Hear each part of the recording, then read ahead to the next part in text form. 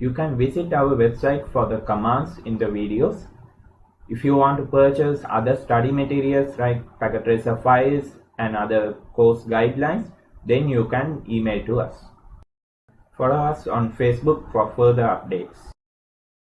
Please do like, share, comment and subscribe so I can quickly deliver more videos on various topics. The red color router only has 3 networks to be checked, right? For this network summarization, for this network summarization, then the summarization for this networks. Okay, so in that case, only 3 networks it has to check. When there's a traffic enters this router, it has to check only 3 networks, and if it finds the correct network, it will forward it there. Okay, so this is the purpose we are using route summarization. In order to do the route summarization, your network must be in a continuous manner.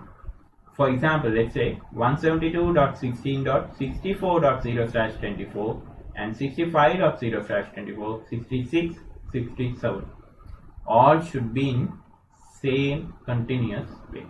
Okay, if the 172.16.66.0/24 is taking place in the third router or second router's networks, then you can't do the route summarization for 172.16.64 to 67.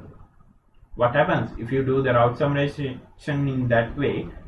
Whenever a network traffic comes for this 66.0 network, which is in the third router now, whenever the traffic comes, it won't send it for the third router. Why? You have summarized it by mistakenly for this first router 66.0. Okay, so you need to figure out all the networks are in continuous manner. If not, if anything missing, which means like 172.16.65.0 is not yet used now, means you can just avoid it and you can summarize it, but in future you can't add the 65.0 to any other routers. Okay, you need to definitely add it inside this summarization. Okay, that you have to take a look. So next we'll go for the calculations. So next we'll have a look at route summarization. So first of all, we need to know why we are using the route summarization. For example, let's say if all of these networks specified here has been given for the red color router, okay, which means around 16 networks are mentioned. So whenever traffic comes from this green router to the red router, this router has to check upon all these 16 networks and specify and figure out where this exact traffic is destined, where it has to go. After finding that, it will direct the particular traffic to the particular router.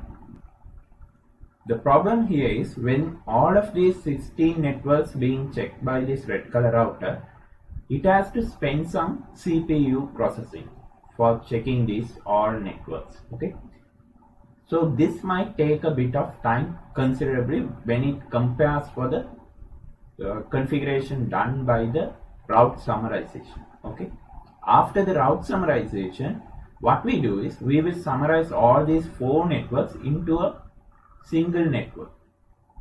Okay, and we will specify it to the red color router. Likewise for the next router also, you will summarize all these 4 networks and specify it to the red color router. Then for the 8 networks here in the third router, again you will summarize it and specify it for the red color router. Okay, so now what happens is, as a result, this router now has to check only 3 networks in order to figure out which path the traffic should go.